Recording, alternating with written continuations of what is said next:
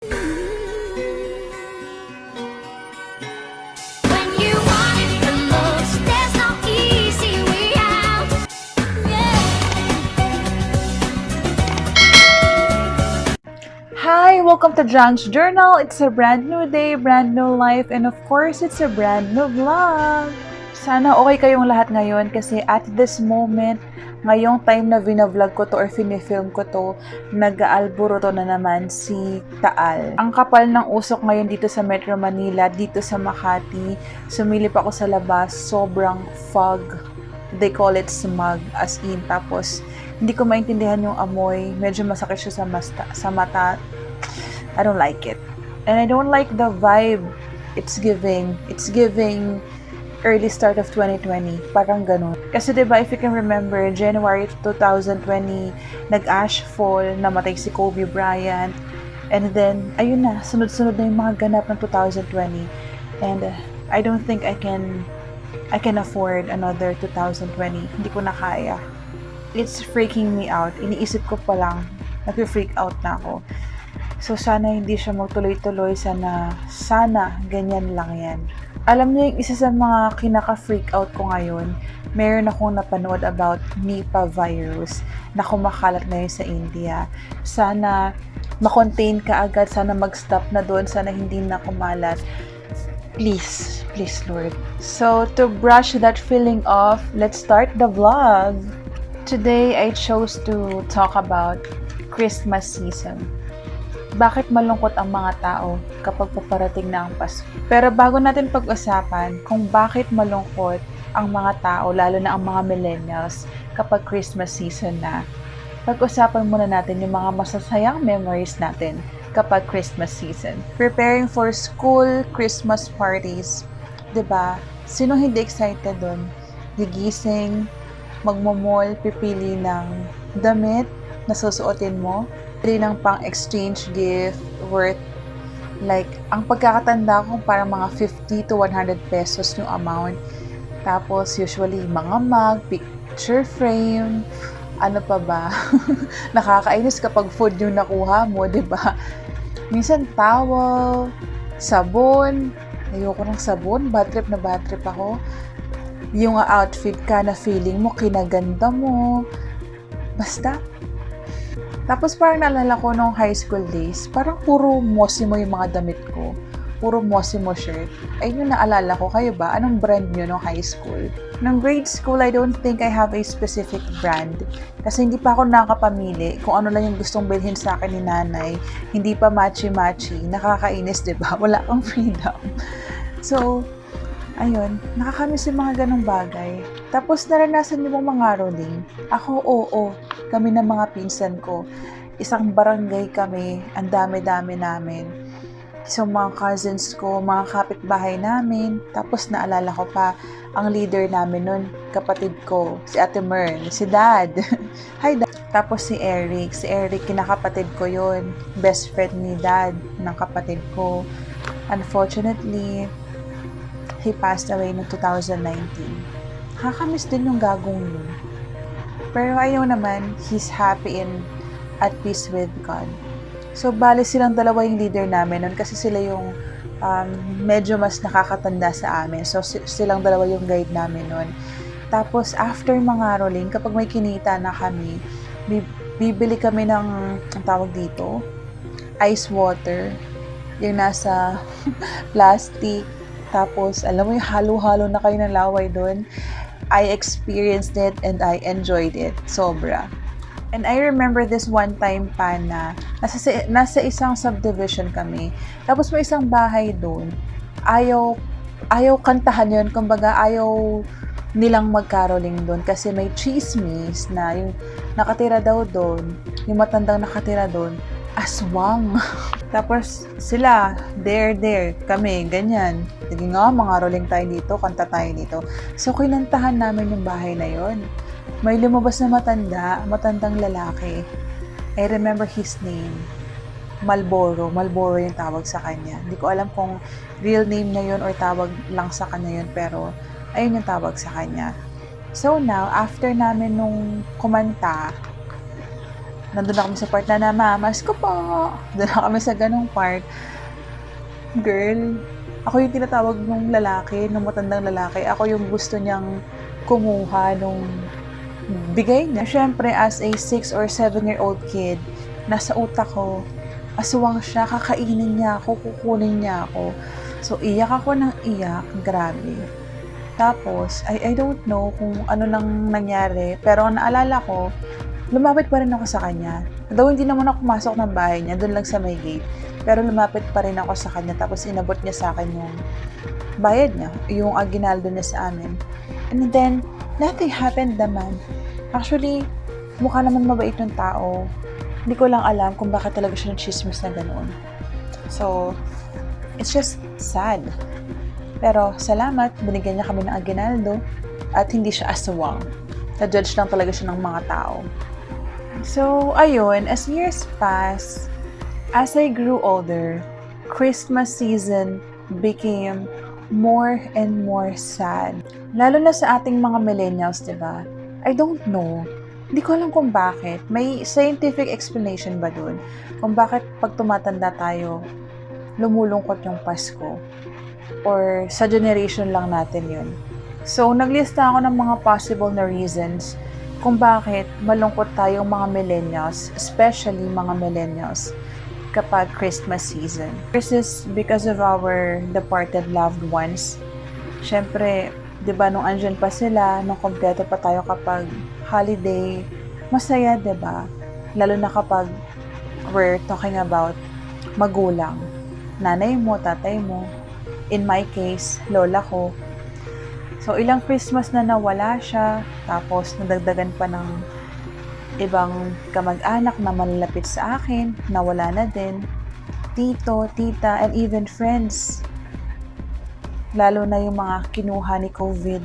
It just became more and more sad and lonely celebrating Christmas without them. Yung kada taon na lang na darating yung Christmas, sasabihin natin, wish you were here. It's different. It's not the same without you.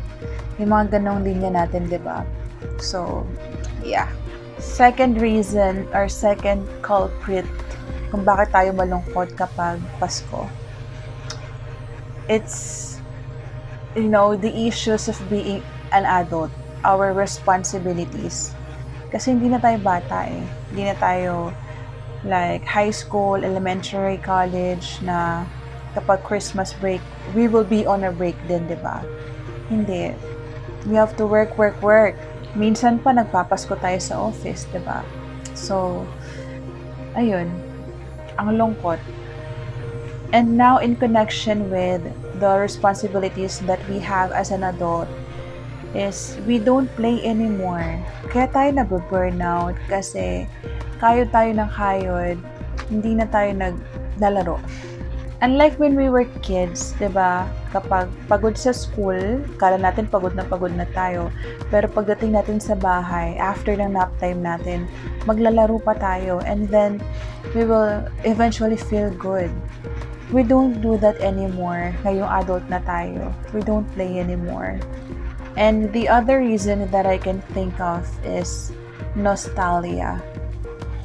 Napaka-nostalgic nating mga tao. Nauuso ngayon sa TikTok yung piniplay yung dating soundtrack or theme or song, whatever you call that, ng Once Upon a Time. Alam niyo yun, as a kid, kung 90s baby ka, pinanood mo rin yun nung bata ka. Every Sunday, di ba? Every Sunday night, pagkatapos natin gumawa ng assignments natin for Monday, papanoorin natin yung Once Upon a Time. And then we'll sleep, we'll go to school kinabukasan. Ngayon, kapag pinapakinggan natin yung Once Upon a Time, naiiyak tayo. Naiiyak tayo kapag pinapakinggan yun kasi kinabukasan, hindi tayo papasok sa school.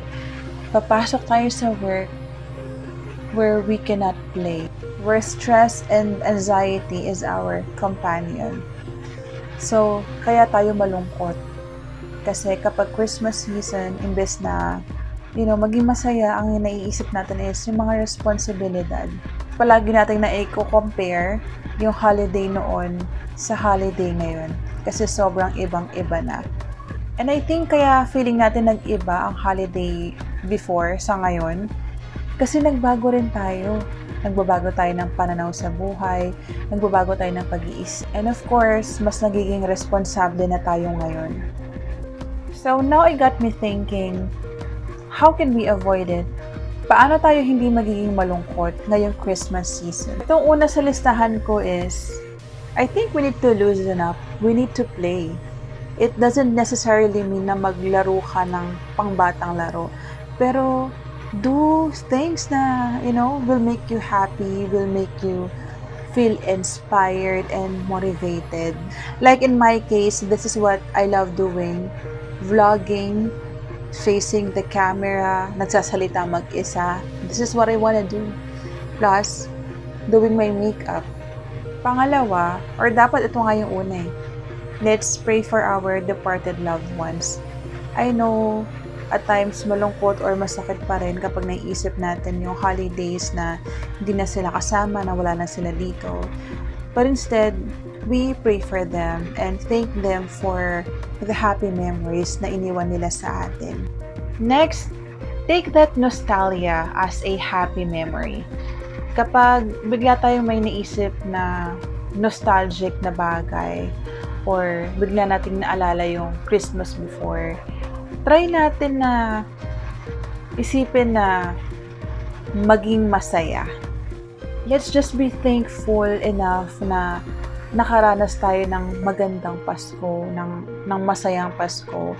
Naranasan natin makabili ng pang-exchange gift, makabili ng pang-Christmas party na outfit, unlike the other kids na never naranasan sa buong buhay nila. So, ikaw or tayo na naging afford yung mga ganong bagay, let's be thankful enough. Next is always look at the brighter side. Na-mention ko kanina, may times na kailangan natin mag-work kapag Christmas. So, isipin natin ano ba ang brighter side. Ano nga ba brighter side nun? Number 1, makakatakas ka sa inaanak mo. Charot. O, double pay. Bakit? Holiday yun. You have work, so meaning you will have something to, put in your table. Mabibili mo yung mga gusto mo. May pasok ka man sa Christmas or sa holiday. At least, kung gusto mo ng bagong damit, you can afford to buy it. Kung gusto mo ng iPhone 15, why not? Kung kaya mo, gusto mo magpa-ribbon, go! Braces, go! But you have to weigh things kung ano ba ang pinaka-importante. Of course, ayun ang unahin mo. Sana gets nyo yung point ko. Sana I'm making a sense sa vlog na to. Kasi nalulungkot talaga ako. Siguro kaya ako nalulungkot ngayon kasi hindi ko kasama yung mga kapatid ko. Kasi hindi ko sure kung makakasama ko sila ngayong Christmas. But anyway, I have Ernie.